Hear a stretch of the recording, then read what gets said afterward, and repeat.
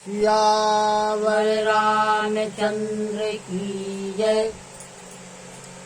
राम कथा के रस के तुम भक्त रासुमति धीर। आई सुवासन करिए प्रभु तेज पुंज कपिवीर। लखन सिया रामचंद्र की जय। भरत जी जो भगवान श्री रामचंद्र जी के प्रेम के पात्र हैं, उनके लिए सांसारिक भोगों का, ऐश्वर्यों का त्याग करना कोई बड़ी बात नहीं, क्योंकि पृथ्वी पर जल ना पीने की टेक के कारण चातक की और नीर और क्षीर को पृथक करने की विवेक की विभूति से हंस की सराहना होती। भरत जी का शरीर दिन प्रतिदिन दुबला होता जाता है, किंतु बल और मुख की छवि वैसी ही बनी हुई। भगवान श्री रामचंद्र जी का जो प्रेम का प्रण है वो नित्य नया और पुष्ट होता है। धर्म का दल बढ़ता है, मन उदास नहीं है, बड़ा प्रसन्न है। जिस प्रकार शरद ऋतु के प्रकाश से जल घटता है, किंतु बेंत शोभा प्राप्त करते हैं और कमल विकसित होते हैं। सम, दम, नियम और उपवास भरत जी कर रहे हैं। विश्वास ही ध्रुव तारा के समान है। 14 वर्ष की अवधि पूर्णिमा के समान हो। भरत जी की रहनी, उनकी समझ, करनी, भक्ति, वैराग्य, उनके निर्मल गुण और ऐश्वर्य का वर्णन करने में सभी सुकवि सच्चा रहे, क्योंकि वहां स्वयं गणेश और सरस्वती जी की भी पहुंच नहीं। भरत जी नित्य प्रति प्रभु की पादिकाओं का पूजन करते हैं। हृदय में प्रेम समा नहीं रहा है। पादुकाओं से आज्ञा मांग मांग कर वे बहुत प्रकार से राज्य के कार्य करते हैं। उनका शरीर पुलकित है। हृदय में श्री सीताराम जी की छवि विराजमान है। जिह्वा राम नाम का जाप कर रही है। नेत्रों में प्रेम का जल भरा हुआ है। लक्ष्मण जी, श्री रामचंद्र जी और सीता जी तो वन में निवास करते हैं, परंतु भरत जी घर में निवास करते हुए तपस्या के द्वारा अपने शरीर को कस रहे हैं। दोनों ओर की स्थिति को समझकर सभी लोग कहते हैं कि भरत जी सब प्रकार से सराहना करने के योग्य हैं। उनके व्रत और नियमों को सुनकर साधु संत भी सच्चाते हैं और उनकी स्थिति को देखकर मुनिराज भी लज्जित हो जाते हैं। भरत जी का परम पवित्र आचरण मधुर, सुंदर और आनंद मंगलों को प्रदान करने वाला है। कलयुग के कठिन पापों और कलेशों को हरने वाला है। महामोह रूपी रात्रि को नष्ट करने के लिए श्री भरत जी का चरित्र सूर्य के समान है। पाप समूह रूपी हाथी के लिए सिंह के समान है। सारे संतापों का नाश करने वाला है। भक्तों को आनंद प्रदान करने वाला और इस संसार सागर के दुख को दूर करने वाला है। श्री सीताराम जी के प्रेम रूपी अमृत से परिपूर्ण भरत जी का जन्म यदि नहीं हुआ होता तो मुनियों के मन को भी अगम, यम, नियम, संयम, दम आदि कठिन व्रतों का आचरण कौन करता? दुख, संताप, दरिद्रता, दंभ आदि दोषों को अपने शेष के बहाने कौन हरण करता? तथा कलिकाल में तुलसीदास जी कहते हैं कि मेरे जैसे सखों को हठपूर्वक कौन भगवान श्री रामचंद्र जी के सामने करता? तुलसीदास जी कहते हैं कि जो कोई भरत जी के चरित्र को नियम से आदर पूर्वक कहेगा और सुनेगा, उनको अवश्य ही श्री सीताराम जी के चरणों में प्रेम होगा और जो यह संसार सागर के विषय हैं इन विषयों से उसका वैराग्य हो जाए। श्री गणेशाय नमः। श्री जानकी वल्लभो विजयते। मूलम धर्म तरोर विवेक जलधे पूर्णेन्द्र मानंददम वैराग्यम भुजभाषिकरम जगघन ध्वांतापहम तापहम मोहाम्भोधर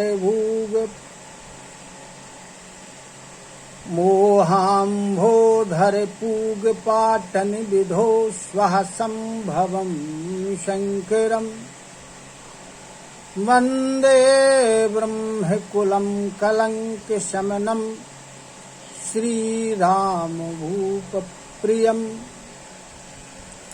धर्म रूपी वृक्ष की जड़ विवेक रूपी समुद्र को आनंद देने वाले पूर्ण चंद्रमा, वैराग्य के रूप में कमल को विकसित करने वाले सूर्य के समान, पाप रूपी घोर अंधकार को नष्ट करने वाले, तीनों तापों का हरण करने वाले और जो महामोह रूपी बादलों का समूह है, इसको छिन्न भिन्न करने वाले ब्रह्मा जी के वंशज, कलंक को नष्ट करने वाले महाराज श्री रामचंद्र जी के प्रिय शंकर जी की मैं वंदना करता हूँ। सांद्रानंद पयोद शोभगतनुम पीतांबरम सुंदरम पाणौ वाण शरासनम कटिलसत्तूर्भारंबरम राजीवायत लोचनम धृत जटाजूटेन संशोभितम सीता लक्ष्मण संयुतम पथिगतम रामाभिरामं भजे। मेघ के समान जिनका सांवला शरीर है, जो पीतांबर को धारण किए हुए हैं और हाथ में धनुष और बाण है, कमर में तरकस बंधा हुआ है, कमल के समान जिनके नेत्र हैं और जिनके सिर पर जटाजूट शोभायमान हो रहे हैं, सीता लक्ष्मण जी के सहित जो रास्ते में जा रहे हैं, ऐसे भगवान श्री रामचंद्र जी को मैं भजता हूँ।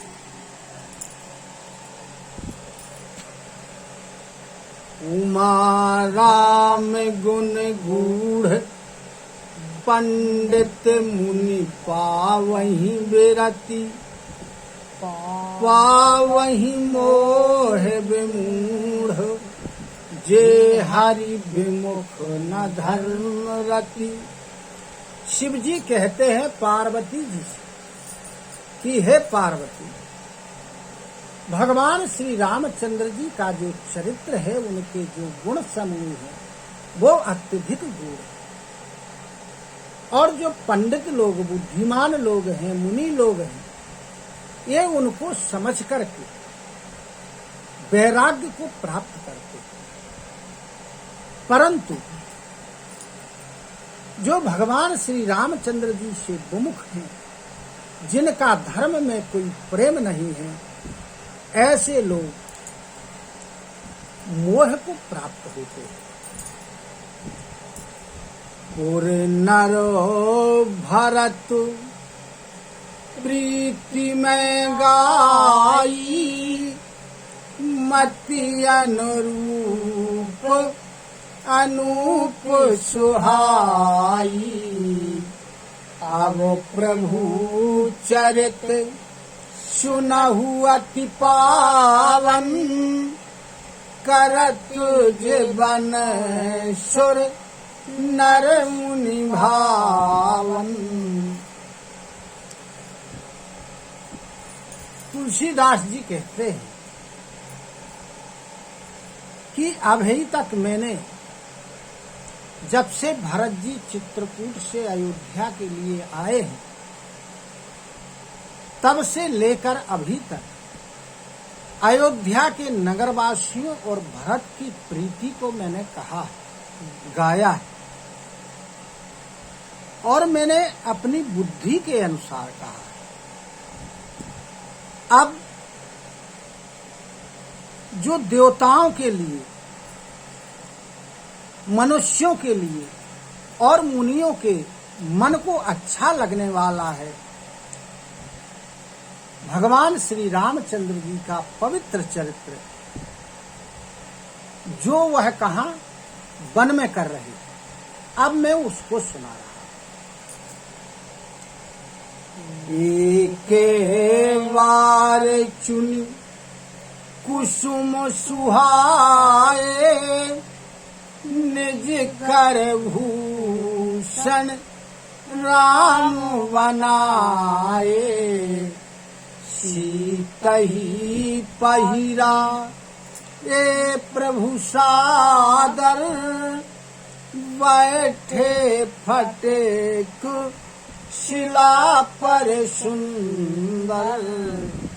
अब एक बार क्या हुआ कि भगवान श्री रामचंद्र जी बड़े सुंदर सुंदर फूल तोड़े अपने हाथों से और उसके अनेक प्रकार के आभूषण बनाए और आभूषण बना करके आदर के सहित माता सीता जी को अपने हाथ से पहनाए और फिर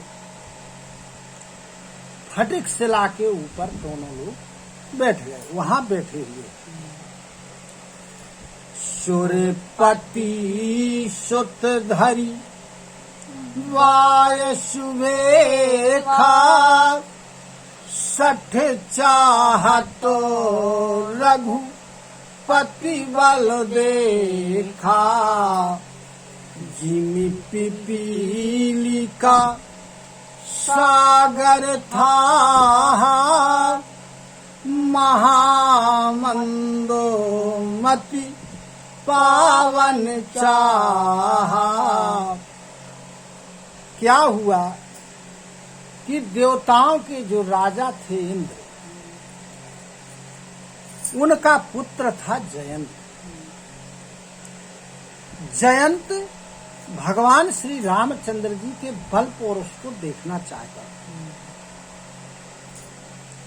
उसने कौवे का रूप बनाया। तुलसीदास जी कहते हैं कि जिस प्रकार कोई मंद बुद्धि चींटी यदि समुद्र की थाह पाना चाहे तो क्या उसे मिल सकती है, इसी प्रकार जयंत उस चींटी की तरह अपना प्रयास करता है। क्या करता है जयंत? कि सीता चरण चोंच हति भागा, मूढ़े मंदो मति कारण कागा, चला रुधिर रघुनायक जाना, सी के धनुषो सायक संधाना। जयंत ने कौवे के रूप में क्या किया कि माता सीता जी के चरण में यानी पैर में चोंच मार दी, क्योंकि कौवा है, महामूर्ख है। अब जब उसने चोंच मार दी और भागा,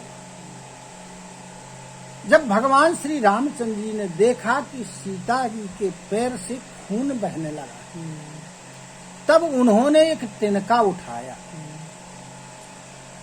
और उसका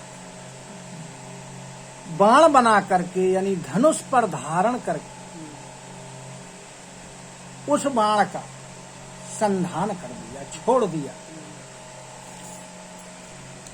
अति कृपाल रघुनायक सदा दीन पर नेह, तासन आई कीन छलु मुँह रखे अवगुण गेह लखन सिया रामचंद्र की जय।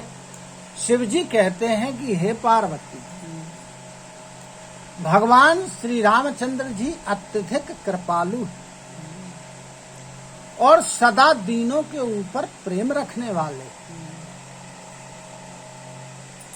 उनसे भी उस अवगुणों के खान मूर्ख जयंत ने आकर के छल किया। प्रेरित हो मंत्र ब्रह्म सरधावा चला भाजी वायस भय पावा धरी निज रूप गयो पितु पाही राम विमुख राखाते ही नाही। अब जो भगवान ने वह बाण चलाया वो क्या था? मंत्रित था।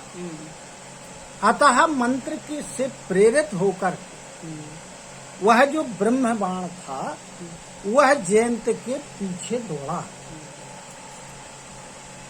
तो कौवा यानी जयंत भयभीत हो गया और भयभीत होकर के वहां से भागा और उसने अपना वास्तविक रूप, कौवा तो वो बन गया था तो जयंत, तो उसने अपना वास्तविक रूप प्रकट कर लिया और जाकर के अपने पिता इंद्र के पास पहुंचा।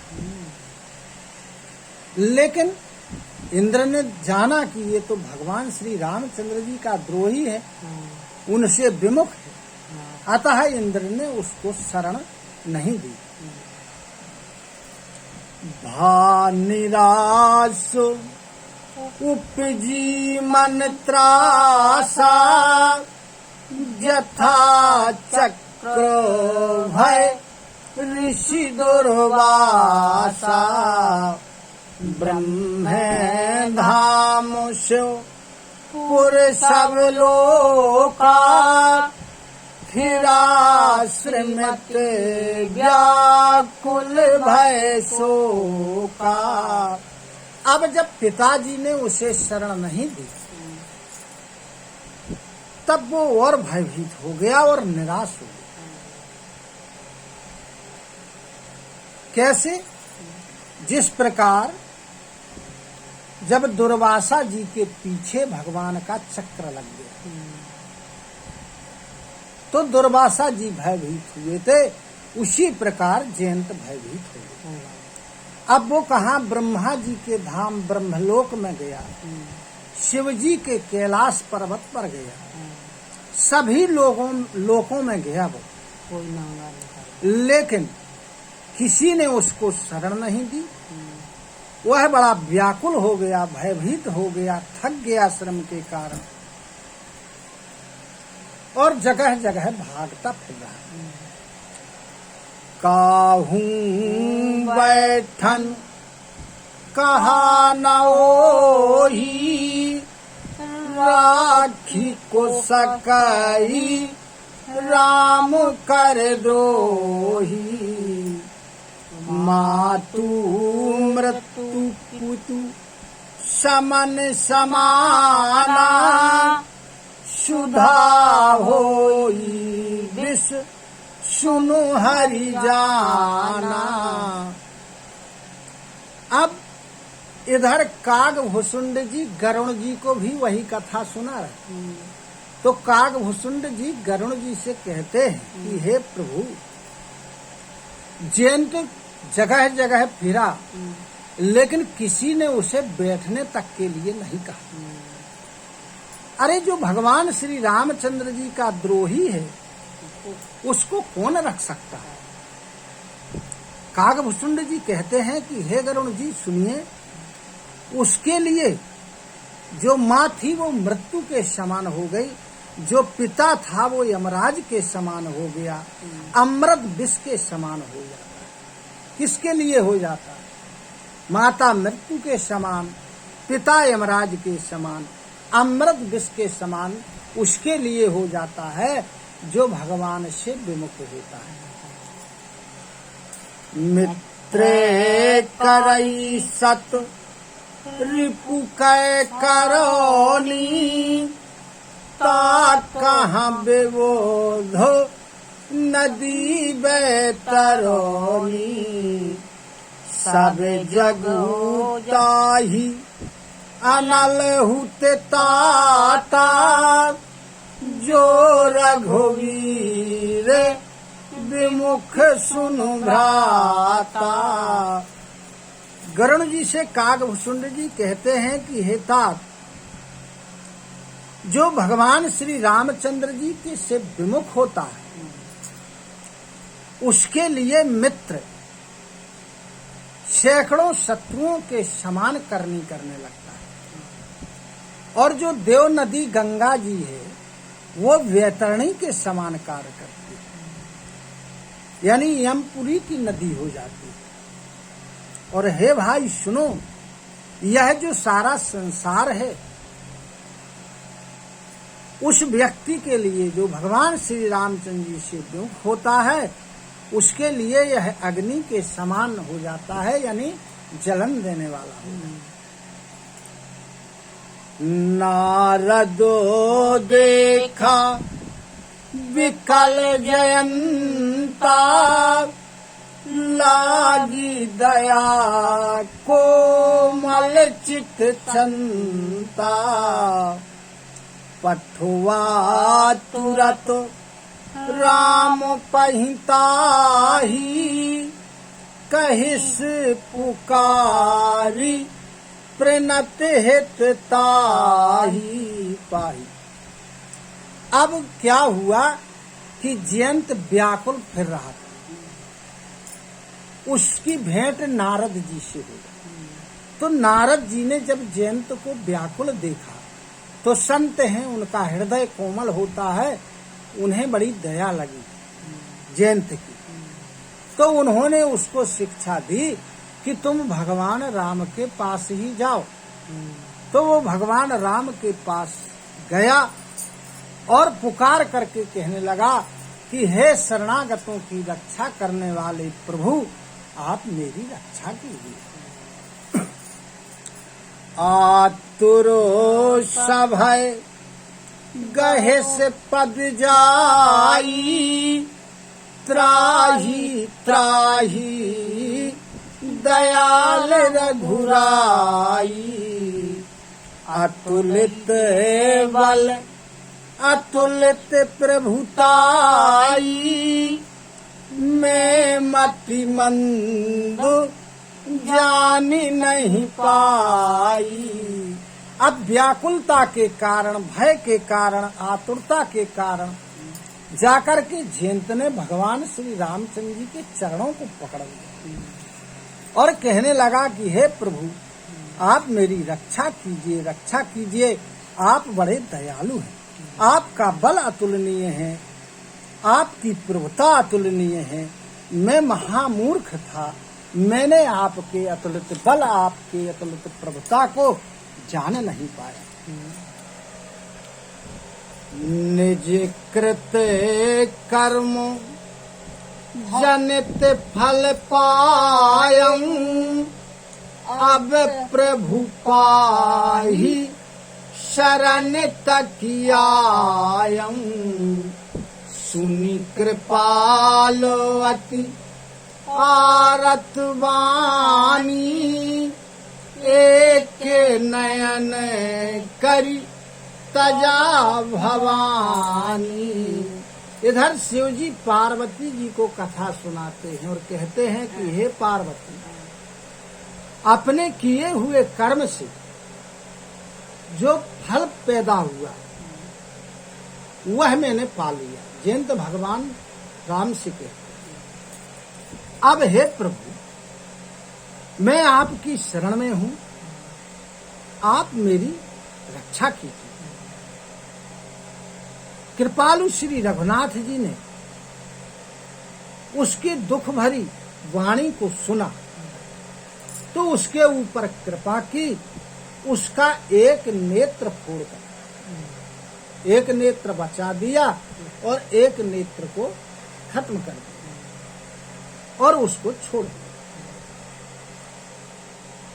कीन्हे मोह बस द्रोह यद्यपि ते ही कर बाधे उचित, प्रभु छाड़ो